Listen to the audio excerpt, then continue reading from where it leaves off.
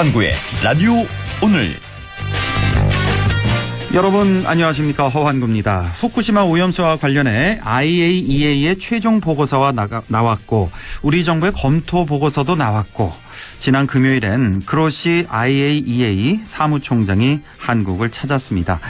그로시 사무총장은 반대 시위에 곤욕을 치러야 했는데요. 시위대로부터 뇌물로 100만 유로를 받았냐는 항의를 받기까지 했습니다. 정부는 오늘 가짜 뉴스라고 밝혔습니다.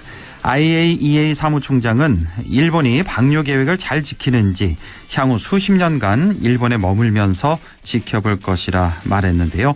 방류를 전제로 한 얘기죠. 대규모 방사능 오염수가 바다에 버려지는데 과연 완벽한 통제가 가능할지 여전히 의문입니다. 오염수 방류는 이제 기시다 일본 총리의 결단만 남았습니다. 나토 정상회담에서 윤석열 대통령과 기시다 총리가 만납니다. 윤 대통령은 방류 계획의 준수가 아니라 방류 재검토를 요청해야겠습니다. 7월 10일 월요일 라디오 오늘 광고 듣고 시작합니다.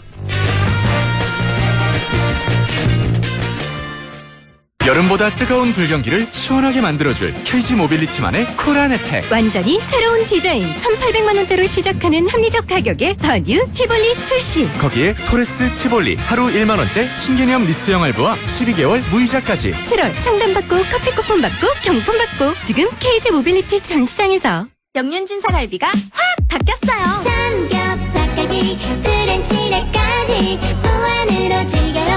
명륜진사 갈비 떡볶이 튀김 갈비버거까지 우리 동네 뉴버전 명륜진사 갈비 확 바뀐 뉴버전 명륜진사 갈비. 파견 아닙니다. 우리 나이엔 재산 물려주는 게 걱정이죠. 이럴 땐 상속을 내 뜻대로 하나은행 리빙 트러스트. 10년 이상의 신탁 노하우, 전문가의 맞춤 상속 설계. 원금 손실에 유의하시고 투자 전 설명을 청취하세요. 하나 리빙 트러스트를 검색해보세요. 네, 라디오 오늘 월요일 순서 시작합니다. 1부 양승진의 슬기로운 뉴스 생활 함께하겠고요. 2부 이슈 오늘에서는 후쿠시마 오염수 방류를 둘러싼 논란이 뜨거운데요. 잠시 후 환경운동연합 김수동 공동대표와 얘기 나눠보겠습니다. 이어서 국립안동대학교 사학과 안상준 교수를 연결해서 안상준의 세상 읽기도 함께하겠습니다. 라디오 오늘 유튜브로도 다시 들으실 수 있습니다. 많은 애청 바랍니다.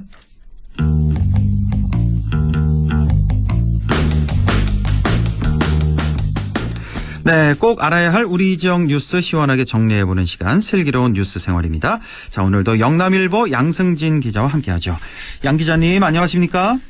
네, 안녕하세요. 예, 민선 8기 출범한 지 이제 1년이 지났습니다. 오늘은 북부권의 시장 군수들의 지난 1년간의 성적표를 한번 살펴보려고 하는데요.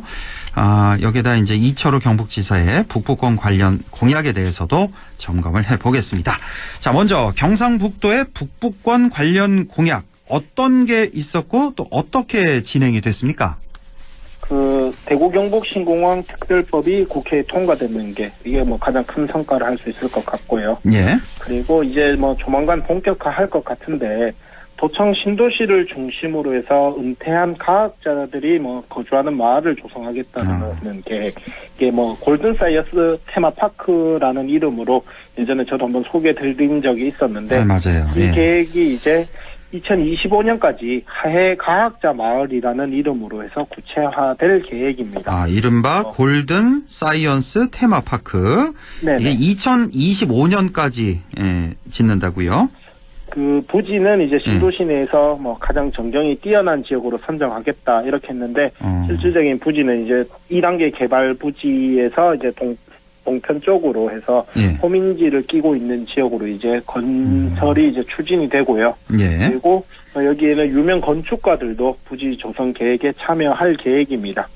그래서 건축 부분에서는 전통과 첨단을 융합하고 은퇴 과학자들이 신도시에 거주하면서 연구를 이어갈 수 있는 글로벌 워케이션 모델을 도입하겠다는 계획인데 네. 내일 이제 도청에서 관련한 간담회도 예정이 돼 있고 또 입주자를 선정하는 위원회 구성 작업도 이제 본격적으로 이루어지고 있습니다. 예. 그래서 경상북도는 앞으로 입주를 희망하는 은퇴 과학자들을 경북연구원의 석자연구원으로 위촉을 해서 국책 프로젝트 유치에 활용도 하고 대학의 연계 강의라든가 기업과 연구기관의 연구개발을 수행을 한다거나 뭐 창업 등도 이제 지원할 계획입니다.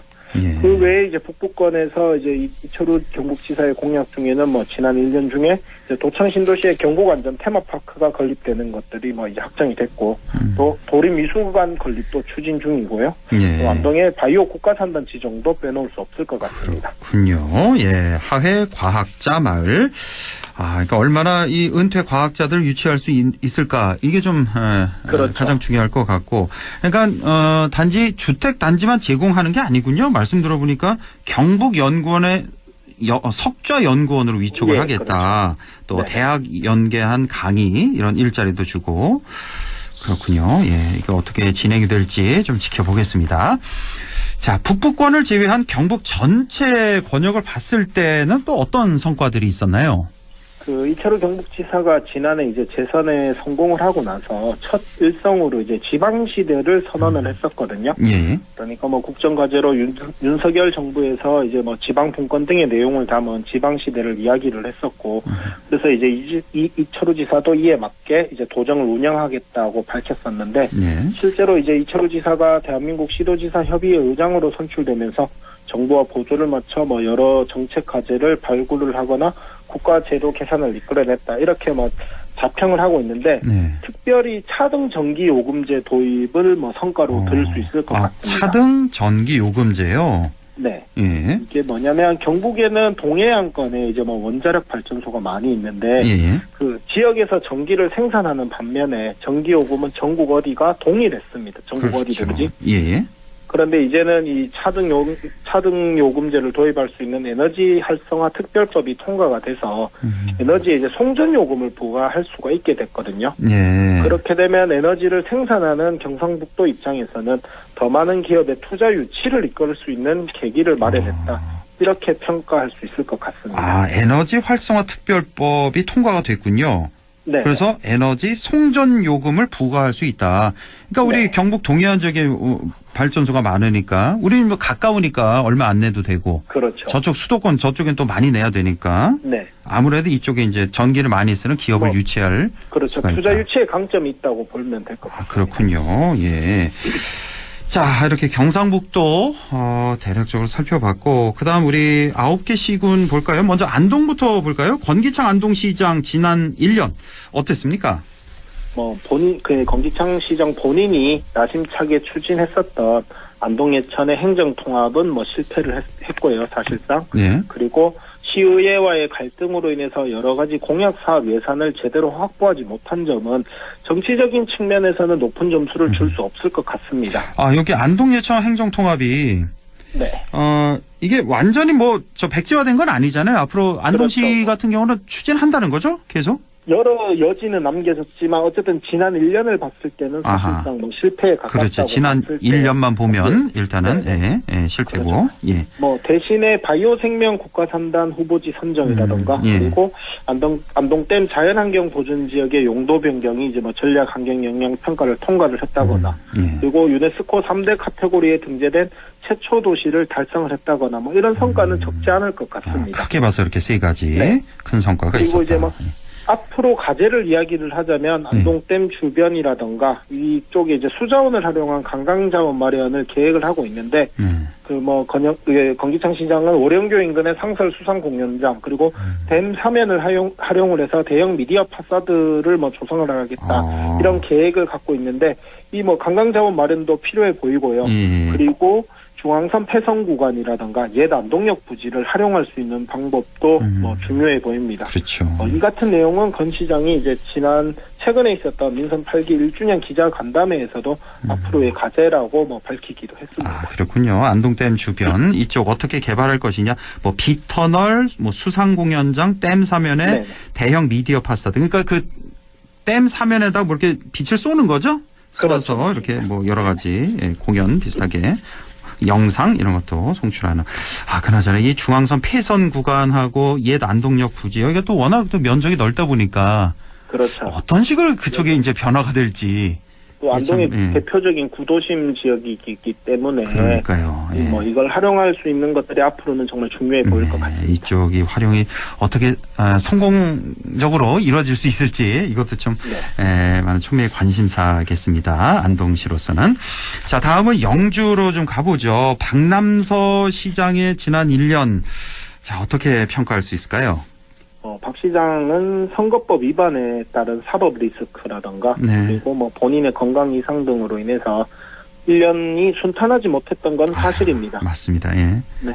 또 선거법 위반 관련해서 1심 선고는 다음 달로 예정이 돼 있기도 한데 예. 이 부분들은 나중에 또 다시 짚어보면 될 것 같고 예. 그래도 뭐 성과는 적지 않을 것 같습니다. 뭐 가장 큰 성과라고 하면 완공 이후에 이제 6년째 미준공 상태였던 영주댐의 준공이 뭐 하반기에 이뤄질 수 있다는 점을 들 수 있을 것 같고요. 예. 예. 그리고 첨단 배열인 국가산단 조성 사업의 조기 지정 승인도 들 수 있고 또 이 영주 시민들을 위해서 이제 뭐 시설 부재로 인해서 주민 불편이 적지 않았던 장사 시설과 관련해서는 이제 종합 장사 시설을 설치했다는 점도 높게 평가를 할 수 있을 것 같습니다. 그 외에도 농산물 유통 구조 간소화를 위해서 영주 유통회사를 설립하는 것도 성과로 볼 수 있습니다. 예, 영주시를 봤고 다음은 이제 상주를 볼 텐데 이제 재선인 강영석 상주시장의 그 지난 1년간의 중간 성적 어땠습니까?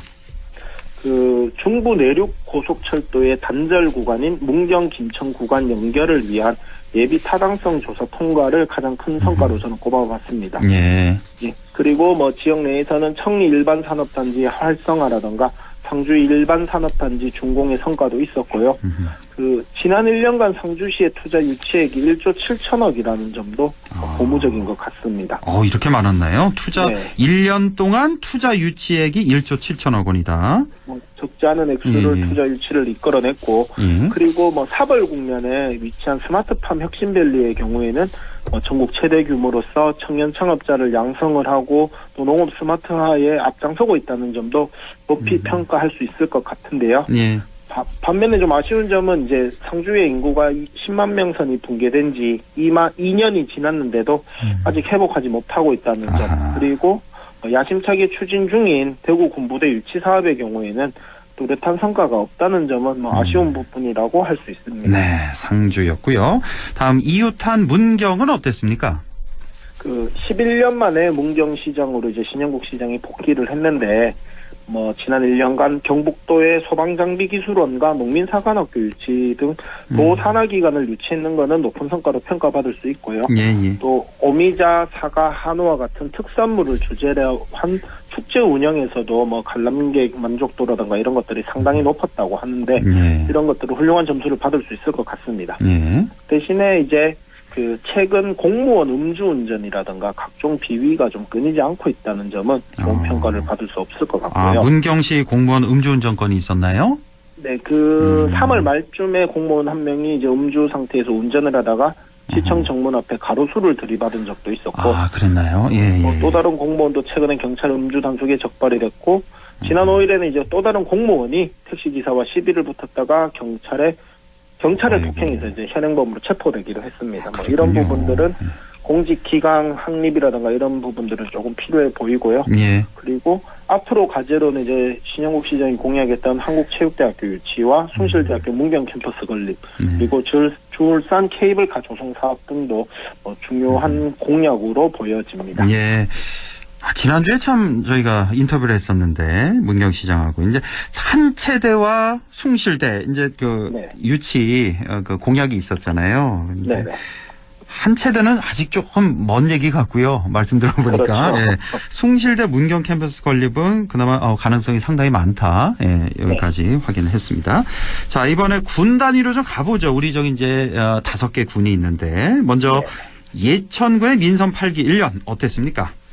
예천군 입장에서는 안동시의 행정통합 시도에 응하지 않았다는 점, 그리고 자생적으로 발전 전력을 수립하겠다라는 부분은 좀 지난 1년을 긍정적으로 평가할 수 있는 요인 중에 하나로 보여지고요. 예. 그리고 최근에 이제 국내 최초로 아시아 그 20세 이하 육상 경기 선수권이 예천에서 개최가 됐는데 이 부분도 뭐 성공적으로 개최했다라는 점에 대해서는 좋은 평가를 줄 수 있을 것 같습니다. U20 육상 경기 대회 이게 성공적으로 마무리됐나요? 참 그 뉴스를 보지 못해서. 6월에 개최가 됐는데 뭐 경기 운영이라든가 이런 것들도 나름 괜찮았다고 그러더라고요. 그래요? 예.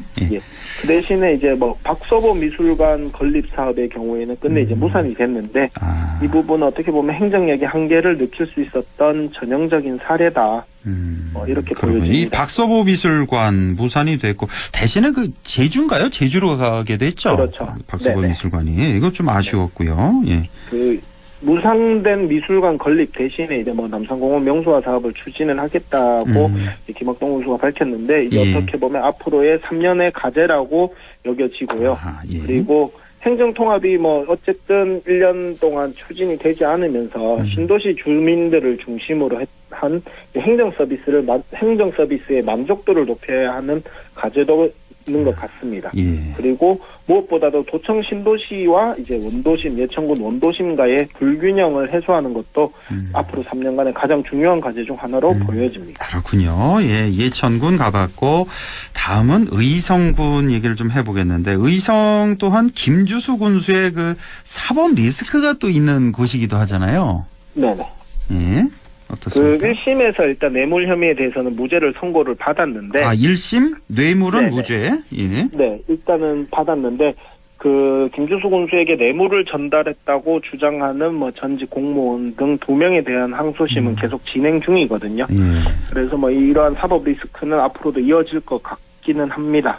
대신에 뭐 이 사법 리스크와는 별개로 지난 1년의 성과를 꼽자면 국가지질공원으로 의성군 전역이 인증됐다라는 점. 그래서 관광 인프라를 구축할 수 있게 된 점을 들 수 있을 것 같고요. 그리고 이제 그 김주수 군수가 추진하고 있는 의성형 보건복지를 통해서 응급의료라든가 외래 산부인과, 소아청소년과 운영 등 의료 취약지의 주민복지가 강화됐다라는 점은 성과로 꼽을 수 있을 것 같습니다. 그래서 이 사업은 앞으로 내년에는 분만 산부인과로 전환을 하고 또 장기적으로는 공공산후조리원 운영도 이제 구상을 하고 있습니다. 앞으로 이제 의성군의 과제라면은 무엇보다도 이제 신공항 특별법이 통과됐기 때문에 공항을 성공적으로 건설을 하고 또 공항 신도시를 조성하는 것이 가장 중요한 과제가 아닐까 이렇게 생각됩니다. 맞아, 참 의성 그 공항 신도시도 참 조성을 하죠. 자, 잘 진행이 됐으면 좋겠고요. 끝으로 이제 3개 군이 남았죠. 일명 BYC, 봉화, 영양, 청송. 지난 1년 좀 살펴주시죠. 그 농촌 지역이고 인구도 많지 않은 이 세 곳은 소멸 위기가 가속하고 있다는 점이 뭐 몹시 우려스럽습니다. 그래서 이 위기를 극복하기 위해서 청송군은 교도소 추가 유치를 그리고 봉화군과 영양군은 양수발전소 건립 등을 계획을 하고 있습니다. 이런 부분들은 긍정적으로 평가할 수 있을 것 같고요. 그런데 이제 봉화와 영양의 경우에는 이제 이웃하고 있는데 양수발전소 건립뿐만 아니라 공공간사의 뭐 이전과 존치 문제로 인해서 서로 불편한 관계가 된 점도 없지 않아 있어 보이는데. 하기야 이거 양승지 기자가 전해준 것 같은데 그 양수발전소하고 공공관사를 서로 유치하려고 지금 봉화와 영양이 지금 싸우고 있는 거잖아요, 그렇죠? 경쟁을 하고 있는 거죠, 그러니까. 네, 경쟁을 하고 있으니까 뭐 이런 부분들을 좀 뭐 불편한 관계가 됐기 때문에 어떻게 앞으로 이제 해결을 해가야 하나 뭐 이런 부분은 과제가 될 것 같고요. 그 이들 3개 군의 가장 큰 과제는 어쨌든 소멸 위기 극복입니다. 그래서 이 소멸 위기를 극복하기 위해서는 1년간 뭐 교도소 유치라든가 양수발전소 건립 이런 노력들 외에도 선거 때 그 3명의 단체장이 공약했던 사안들이 제대로 지켜지는 게 가장 중요해 보입니다. 그 지난 1년 민선 8기 출범 이후 지난 1년을 살펴보면 뭐 성과도 있었고 나름대로의 성과도 있었지만 아쉬운 부분도 적지가 않았거든요. 근데 이제 북부권 전체의 과제는 어쨌든 소멸 위기 극복이라서 저는 소멸 위기 극복이라고 보는데 이 대구 경북 신공항과 연계한 지역 발전 수립도 앞으로 좀 중요해 보입니다. 그래서 지난 1년을 바탕으로 해서 앞으로 3년이 아니라 뭐 30년 이상, 300년 이상의 대계를 그려나갈 수 있도록 지역 단체장들이 더 많은 노력을 해주기를 기대해 보겠습니다. 지난 1년 경상북도와 우리 정 4개시 5개 군 살펴봤습니다. 오늘도 영남일보 양승진 기자와 함께했습니다. 고맙습니다. 네, 감사합니다. 네, 라디오 오늘 2부에서 뵙겠습니다.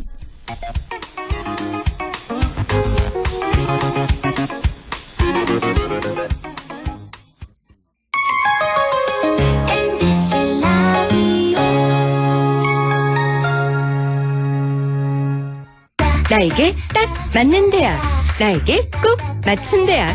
나만의 경쟁력을 원한다면 안동과학대학교로 오라. 시대에 딱 취업 중심 실전학과, 학생의 꼭 현장 중심 실무교육, 취업에 맞춤, 내 꿈에 맞춤. 나의 드림핏 안동과학대학교. 투자는 당신이 하고 미래에셋증권은 당신에게 투자합니다. 미국 주식 온라인 매수 수수료 무조건 0원. 1원도 아니고 0원. 신규 고객만 아니고 전 국민 무료. 연말까지 무료. 이게 미래에셋증권의 투자다. 미국 주식은 미래에셋증권. 원금 손실 유의 및 투자 전 설명 청취. 매도 시 0.2508% 수수료 발생. 다가오는 여름방학을 더욱 특별하게 글로벌 직업체험 테마파크 키자니아가 대구 경북 어린이들을 찾아갑니다. 20개 직업체험이 한자리에 키자니아 고 대구. 7월 21일부터 8월 20일까지 대구 엑스코 서관 2홀 유메프에서 7월 3일 티켓 판매 오픈. 오나라와 시작하는 전국민 안전 캠페인 나부터 5초만. 우회전할 땐 5초만. 주의를 살펴주세요. 배송 전에 5초만. 헬멧부터 확인하세요. 빨리빨리 하기 전에 5초만 멈추면 모두의 안전이 계속됩니다. 공익광고협의회. 고마워요. 우린 친구예요. 함께 노력하는 MBC와 함께 100.1 MBC 라디오. 네, 6시 26분 47초 지나고 있네요. 라디오 오늘 2부 이슈 오늘 시작합니다. 일본 후쿠시마 오염수 방류가 임박한 가운데 전국 곳곳에서 규탄 시위가 벌어지고 있습니다. 과연 후쿠시마 오염수 이대로 해양에 방류돼도 괜찮은 걸까요? 환경운동연합 김수동 공동대표 연결해서 자세한 얘기 들어보겠습니다. 김수동 대표님 안녕하십니까? 예, 안녕하세요. 김수동입니다. 예. 자, 지난주 IAEA 최종 보고서를 발표했는데, 정치권에서 많은 말들이 나오고 있습니다.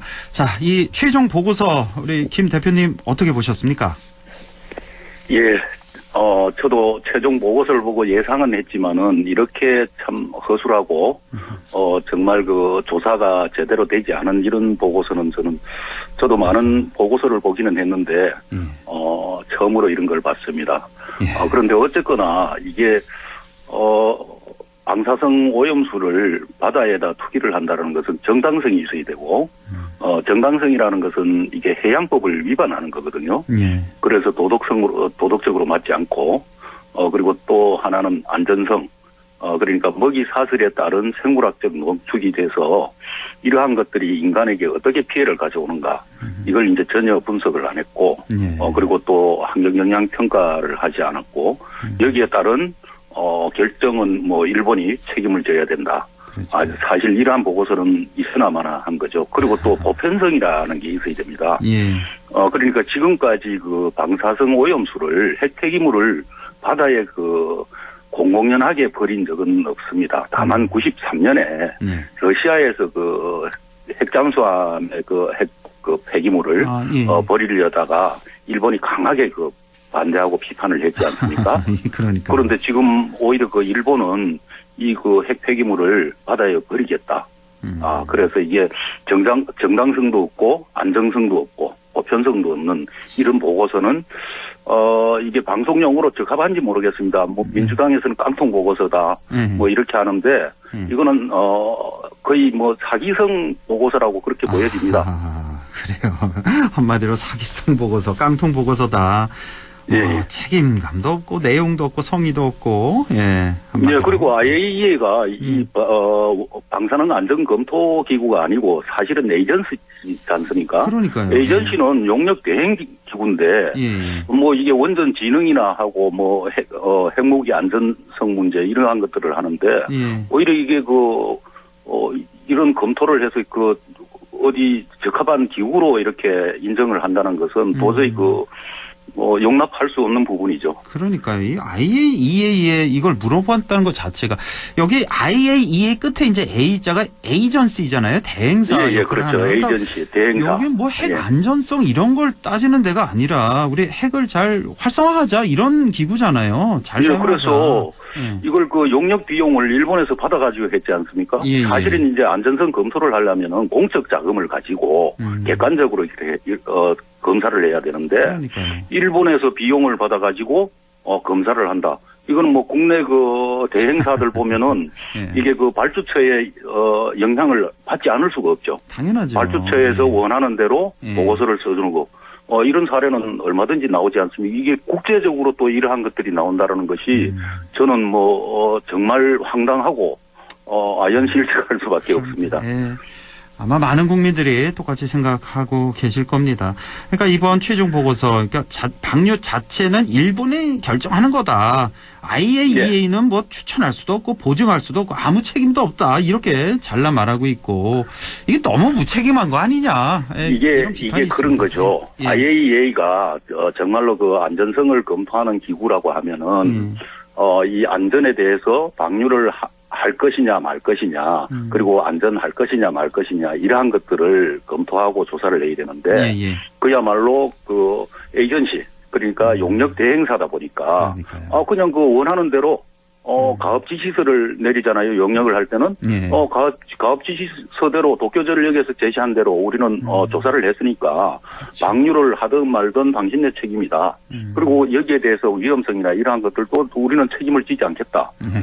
이건 그 어떻게 보면 국제적인 사기입니다. 이게. 그러니까요. 자, 그리고 또 하나 이제 그 오염수 정화 장치 알프스에 대한 어떤 우려 굉장히 많지 않습니까? 뭐 이런 지적이 잇따르자 뭐 예. 괴담이다, 심지어 대선 불복이다, 심지어는 뭐 탄핵하려는 거냐 대통령을 뭐 이런 반응이 쏟아지고 있어서 이거 어떻게 이런 이야기가 나오는지 저는 도저히 이해를 할 수가 없고요. 그 지금 그 수조물 마시는 거 어떻게 보셨어요? 정치권이 이게 블랙 코미디도 아니고 아니 그 국민들이 이게 우려가 된다, 위험하다 이걸 그 과학적으로 좀 증명을 해서 안전한지 안 한지 좀 살펴봐 달라. 그리고 그러니까요. 안전하게 이걸 해양 방류를 하지 말고 뭐 육상 보관을 할 수 있는 방법을 좀 요구를 해라. 또 심지어는 뭐 국제해양법 재판소에 제소를 좀 해달라. 이렇게 하는데 이거를 오히려 그 비과학적이다, 괴담이다 이렇게 하는 것은 저는 이 정부 여당이 이게 맞나라는 그런 의심이 들고요. 그리고 여기에 왜 또 대선 불복이 나옵니까? 이거하고 그 국민 안전하고 대선 불복하고 어떤 문제죠? 그래서 전혀 맞지 않는 이야기들을 지금 정부 여당에서는 하는데, 이 사실은 정부라는 것이 국민의 단 1%라도 위험성이 있으면은 그 위험을 어떻게 해소할 수 있는 방안을 제시를 하고 그 문제를 해결하려고 해야 되는데 오히려 그 위험과 우려를 이야기하는 사람들을 괴담 유포자다 조사를 하겠다. 심지어는 그 정교조에서 이 반대 서명을 하는 걸 독려를 했다라고 해가지고 조사를 한다. 아니 이게 국민들이 스스로 자구책을 마련하는 것을 못하게 한다는 것은 저는 도대체 이러한 정부를 살면서 본 적이 없습니다.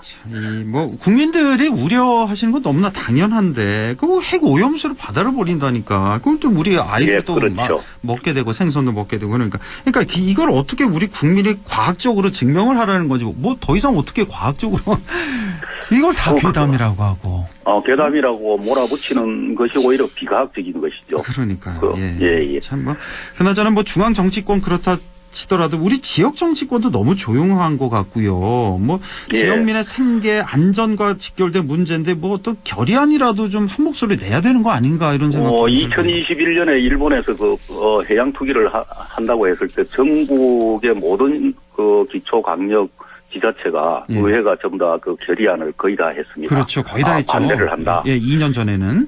예. 그런데 이번에는 전국의 모든 기초 강력 의회가 거의 모든 강력 의회가 결의안을 안 냈었죠. 안 냈죠.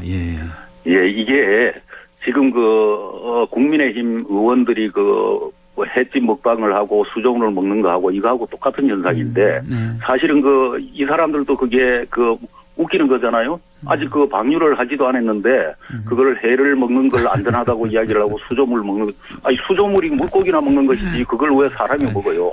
이게 결국은 뭐냐면은 내년에 총선이 있지 않습니까? 예. 이 총선에서 어떻든 그 공천권을 한번 받아보자 이런 측에서 나올 것이고 그리고 지방의회도 역시나 마찬가지인 거 아닌가? 그 당시 그 경상북도 지사도 당연히 그 반대를 했죠. 예, 그렇죠. 경상북도 의회도 반대 의결을 했고 다만 안동시 의회는 저희들이 3월부터 그 의회 앞에서 1인 시위를 한 탓인지 모르겠었는데 일일이 그 의원님들한테 편지를 다 보냈었어요. 그래서 4월 17일 날 우리는 안동시 의회에서는 이거 반대를 한다 결의를 해냈으니 그나마 참 다행스러운 일입니다. 안동시 의회는 지난 4월에 반대 결의를 경북에서는 울진군 의회하고 유일하게 두 군데서 이렇게 반대 결의를 해낸 거죠. 전국에 두 군데밖에 없습니까? 아니요. 전국이 아니 경북에. 경북에서는 두 군데밖에 없다. 예, 그래서 아마 지방의회도 이게 정치적인 눈치를 보는 것이지 지역 주민들의 뭐 건강이나 안전은 정말 안중에 없다는 것을 단적으로 이렇게 보여주는 것이라고 봅니다. 아이고, 또 어떻게 생각하면은 이 의회에서 뭐 경북도 의회관, 안동시 의회관, 영주시 의회관 반대 결의안 뭐 채택한들 무슨 소용이 있겠냐. 뭐 이런 무기력감에 빠진 국민들도 상당히 많을 것 같다. 참 개탄스러운 현실이다는 그런 생각이 좀 들고요. 자, 지난주에는 또 우리 정부 자체 최종 검토 보고서가 나왔잖아요. 예. 이 보고서는 어떻게 보셨습니까? 이 정부 보고서가요, 벌써 그 석 달이 지났잖아요. 예. 이걸 발표를 안 하고 있다가 IAEA 보고서가 나오자마자 같이 이렇게 제출을 했는데, 결국은 일본에서 요구를 하고, 일본에서 요구한 대로 IAEA가 보고서를 만들었고, 여기에 맞춰서, 국제 기준에 부합한다. 이렇게 그 보고서가 나왔는데, 결국은, 우리나라에서 나온 보고서조차도, 결국은 우리가 그 국민들 불안한 심리 그리고 정말로 안전한지 여기에 대한 조사를 하지 않고 IAEA 일본의 편을 손을 들어줬다 그렇게 보여집니다. 그래서 이게 사실은 그 핵 폐기물을 바다에 버리는 것은 이게 범죄 행위죠. 그러니까 1996년에 런던 협약이 바다에 음식물 쓰레기나 일반 쓰레기를 버리지 못하도록 했습니다. 바다가 오염이 되니까. 그런데 그 핵 폐기물은 방사능은 이거는 그 일반 쓰레기보다 정말 말로 할 수 없이 굉장히 독극물인데 이거를 바다에 넣는다라는 것은 범죄 행위죠. 그래서 우리나라도 이게 범죄 행위에 동조를 하고 가담을 했다 그렇게 보여집니다. 자, 지금 일본 내 여론도요 상당히 뭐 정치권도 그렇고 그쪽 뭐 어민 단체로 인터뷰도 많이 나오던데 반대하는 목소리가 점점 높아지는 것 같아요. 일본 내에서도. 지난달만 해도 일본 국민들이 반대 여론이 한 20% 말 정도 이렇게 됐습니다. 그런데 이게 이번 달 들어와 가지고는 찬성이 45%고 반대가 40%까지 올라갔어요. 그러니까 이게 일본 도쿄전력이나 일본이 하고 있는 행위 그리고 IAEA에서 그 움직임들을 봤을 때 이걸 도저히 그냥 그 찬성을 할 수가 없다. 그리고 이번에 IAEA 이게 보고서가 나온 게 사실은 일본 사람들도 내용을 잘 모른다고 하더라고요. 그래서 오늘 그 국회 민주당에서 한 12명, 14명 정도가 이렇게 일본으로 출국을 했는데 이러한 것들을 보고서를 설명을 하고 그리고 이게 정말로 그 보고서가 잘못됐다라는 것을 이해를 시키기 위해서 그렇게 간다라고 하더라고요. 민주당 의원 10여 명이 갔군요. 일본에 가서. 우리나라 보고서 의원들도 엉터리다. 같이 갔습니다. 그렇군요. 예. 자, 이 오염수가 만약에 방류된다면 뭐 어떤 피해가 발생할지 예상이 가능합니까? 이거 이게 한 번도 이런 사례가 없지 않습니까? 처음이니까. 그러니까 이게 한 번 버리고 마는 것도 아니고 30년 동안 찔끔찔끔 이렇게 버린다.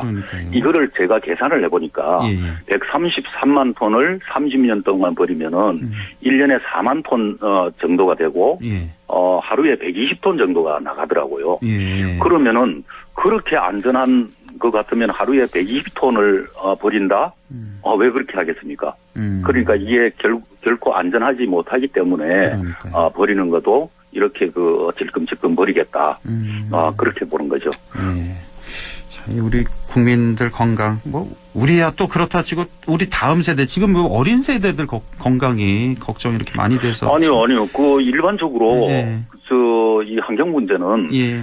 다음 세대, 미래 세대 이야기를 하지 않습니까? 예. 근데 이게 미래 세대가 아니고, 당장 우리 세대에 닥치는 문제입니다. 그러니까요. 뭐, 그러니까 우리도 길게는 뭐 한 마찬가지고. 3, 4년, 짧게는 7, 8개월 되면은 이러한 피해가 나타날 것인데, 당장 그렇게 되면 우리가 수산물에 대한 기피 현상이 이루어지지 않겠습니까? 뭐 어민들 어떡합니까? 어민들, 예, 뭐 수산 관계된 또 그 자영업자들도 다.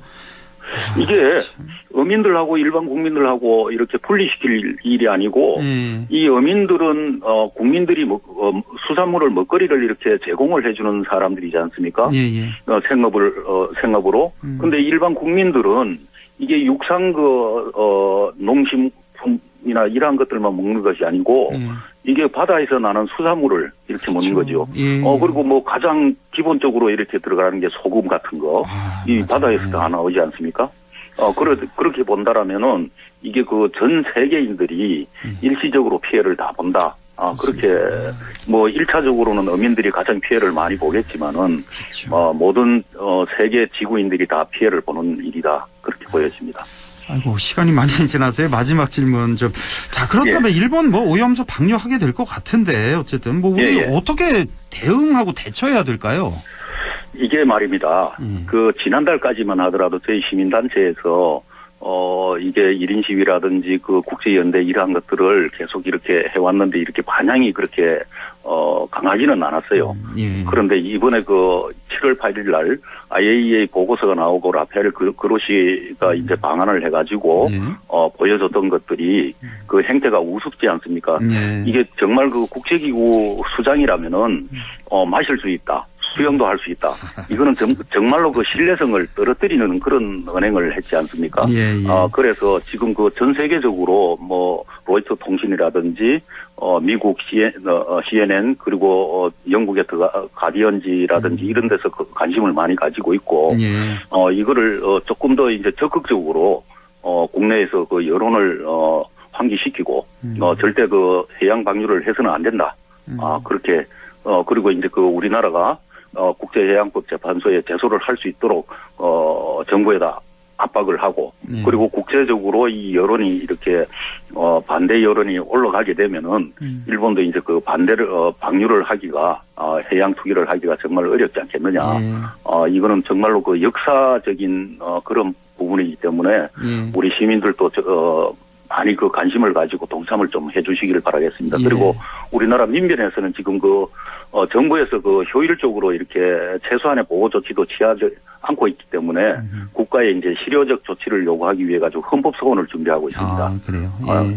그래서 국제해양법 위반으로 제소할 수 있도록 헌법 소원을 준비를 하고 있죠. 알겠습니다. 윤석열 대통령 이제 기시다 총리 곧 만날 텐데 무슨 얘기를 할지 좀 지켜보도록 하겠습니다. 자, 지금까지 환경운동연합 김수동 공동대표와 함께했습니다. 고맙습니다. 예, 감사합니다. 네, 세상 읽기 시작합니다. 오늘도 국립안동대학교 사학과 안상준 교수와 함께합니다. 교수님 안녕하십니까? 네, 안녕하세요. 오늘 시간이 좀 많이 늦었네요. 오늘 어떤 얘기 해볼까요? 앵커님 혹시 고등교육법 시행령이라는 법령을 아세요? 들어는 봤죠. 내용은 잘 모르고. 네. 이게 지금 우리나라 대학 교육에 관련된 여러 가지 뭐 관리 사항이라든가 통제 사항을 이제 규정하고 있는 건데 이게 6월 28일 날 이제 개정안이 이제 공개가 됐고 40일간의 입법 예고 기간을 지금 갖고 있는데 이 개정령 안에 사실 대학의 본질을 좀 위협하는 여러 가지 좀 위험한 내용들이 있어서 오늘은 내막을 한번 들여다보려고 합니다. 고등교육법 시행령이 개정됐군요. 지금 뭐 아닙니다. 이제 개정 예고됐습니다. 예고됐고 지금 그런데 지금 뭐 알려지지 않아서 매스컴에 이거 보도 저 처음 듣는데요. 이게 워낙 큰 뉴스들이 많아서 쏙 들어갔는데 이게 뭐 큰 문제가 있는 겁니까? 뭐 왜 개정하려고 하는 거죠? 시행령을? 그러니까 사실은 이 시행령이라는 게 법률 아래의 어떤 지침이잖아. 어떤 시행을 위한 규정인데 이제 시행령 1조에 보면 이런 얘기가 나와요. 이 0은 고등교육법에서 위임된 사항과 그 시행에 관하여 필요한 사항을 규정함을 목적으로 한다. 그렇다면은 시행령을 고치기 전에 뭔가 고등교육법 상에 굉장히 그 중요한 개정 사항이 있어서 그거를 바꾸고 그리고 그에 따라서 시행령을 또 이제 개정하는 그런 절차가 이게 법률상으로 당연히 이제 예상이 되는데 고등교육법은 그대로 둔 채로 시행령만 대폭 지금 개정을 하고 있습니다. 그렇지. 여기도 또 시행령 정치를 하고 있군요. 그런 셈이죠. 예. 그런데 이제 보면은 법 개정을 위해서는 국회를 거쳐야 되는데 그렇죠. 이 안에 지금 야당을 설득하거나 또는 설득을 하면서 문제가 되거나 또는 오랜 논쟁이 예상되는 그런 내용들이 많아서 빨리 고치기 위해서 시행령부터 지금 고치고 나중에 이제 법을 고치려는 그런 일종의 편법 내지는 꼼수를 지금 하고 있는 것 같은데 이 시행령을 고치기 이전에 이미 시행령보다 더 낮은 지침을 이제 아주 중요한 지침을 이미 고친 바가 있습니다. 시행령 아래 또 지침이란 게 또 있군요. 예를 들면 이제 대학 설립 운영 규정 시행 규칙이라는 게 있어요. 예. 이게 지금 사립대학이 대학을 설립하거나 운영하거나 할 때 지켜야 되는 시행 규칙이 있는데 이거를 지금 벌써 지난 봄에 깔끔하게 고친 그런 전례가 있는데 깔끔하게, 규칙과 시행령과 그리고 법 완전히 거꾸로 순서로 지금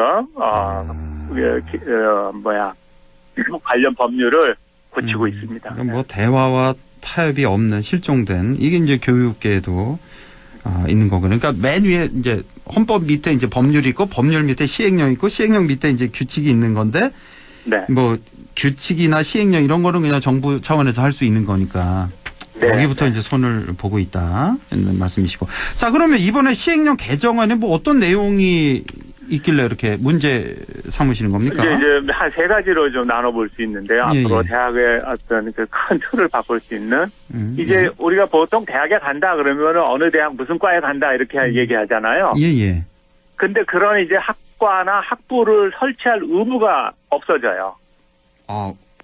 그럼요? 어떻게 되는 거예요, 그럼? 예를 들면 이런 거예요. 이제 나는 안동대학교 사학과에 간다.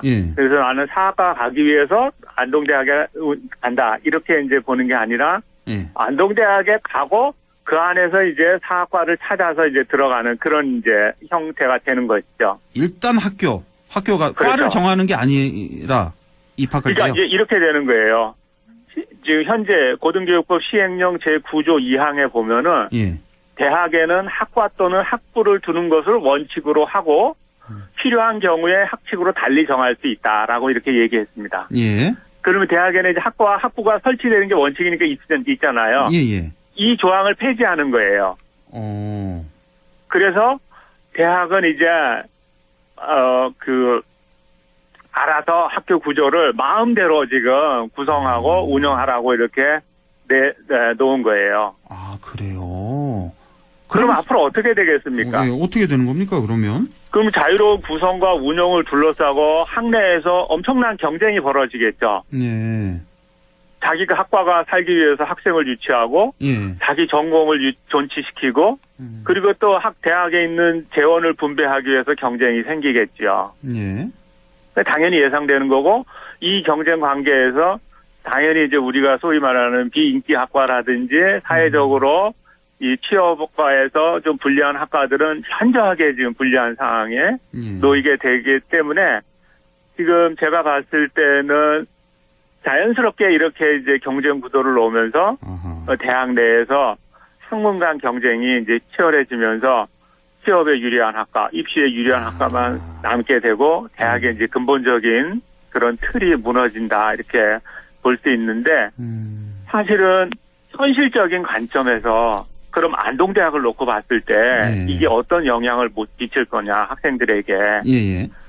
그 조금 전에 말씀드린 것처럼 사학과에 오기 위해서 안동대학에 오는 게 아니라 일단 사학과가 지금 학과 단위로 만약에 없어졌다. 그러면은 이제 안동대학에 오기 위해서는 사학과에 오기 위해서는 안동대학이 이 타이틀을 보고 와야 되는데 예. 안동대학이 그 정도의 브랜드 가치가 있는가 하는 면에서 보면은 굉장히 불리한 그런 여건이 또 심화되지 않겠는가라는 예. 우려가 드는 거죠. 그러니까 뭐 작게 봐서는 비인기 학과 같은 경우는 좀 자연 도태될 것 같고 크게 봐서 안동대 그러니까 뭐 지방대학 전체가 좀 존립이 좀 그렇죠. 굉장히 좀 문제가 될 만한 되는 거죠. 예. 이런 게 또 있군요. 그리고 또 한 가지가 뭐 교수 시간 기준을 폐지한다는 내용 이건 무슨 말입니까?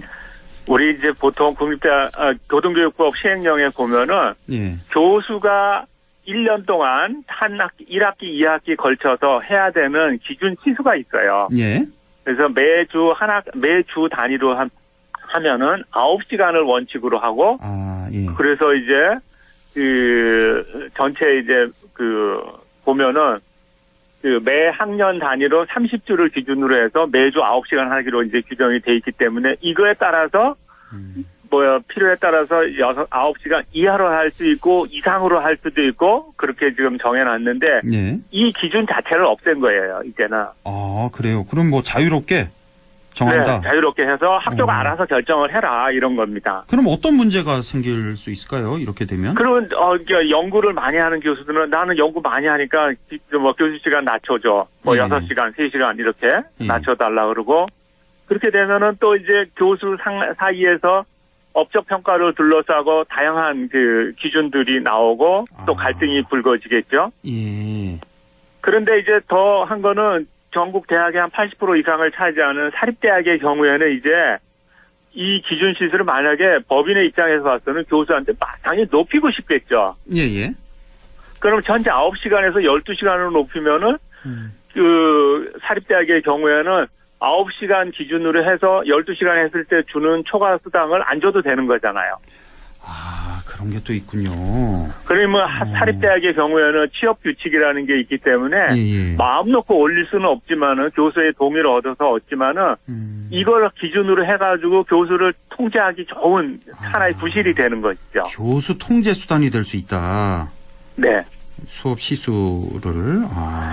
근데 이제 현실적으로 이 9시간을 서울의 주요 대학들이 9시간을 6시간으로 낮추는 실험을 했었어요. 한 10여 년 전부터. 예. 근데 거의 대부분 다 실패하고 지금은 좀 어정쩡하게 보강돼가지고 뭐 15시간 하는 이런 정도에서 지금 타협을 했는데 현실적으로 우리의 교육 환경, 교수 1인당 학생 수라든가 강의당 학생 수를 개선하지 않은 상태에서 이걸 한다는 것은 제가 볼 때는 좀 어려운 그런 상황인데 지금 교육부가 이런 규정을 폐지하면서 대학교가 알아서 하기 때문에 상당한 문제가 야기되지 않을까 이렇게 생각이 됩니다. 그렇군요. 뭐 이 밖에도 또 학교 밖 수업을 허용한다는 내용도 있고 이건 뭐 다음 기회에 좀 설명을 해 주시고요. 1분 정도 남아서요. 오늘 결론 말씀 마무리 좀 해 주시죠. 사실은 전에도 이제 지적한 것처럼 현 정부는 굉장히 교육 자체의 어떤 목적을 두기보다는 교육은 경제를 위해서, 우리 경제를 위해서 쓰여야 된다는 도구적 교육관을 가지고 있는데, 이게 지금 이번 고등교육법 시행령을 통해서 이제 구현이 되고 있는데, 이걸 현실적으로 다 실행을 하면은 사실 한국의 대학은 이제 죽게 돼 있습니다.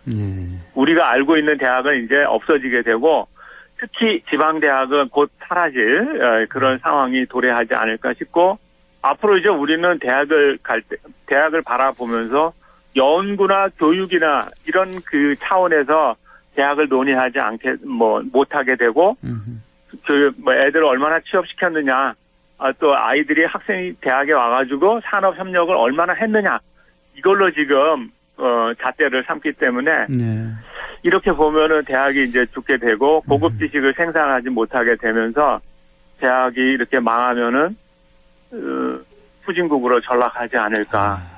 그렇군요. 그렇게 우려가 들고 나중에 후세는 그것을 통탄하면서 그 책임을 현 정부와 교육부 장관에게 묻지 않을까 싶습니다. 도구적 교육관이 대학을 죽이고 있다라는 말씀까지 듣겠습니다. 국립안동대학교 사학과 안상준 교수와 함께했습니다. 교수님 고맙습니다. 네, 안녕히 계세요. 네.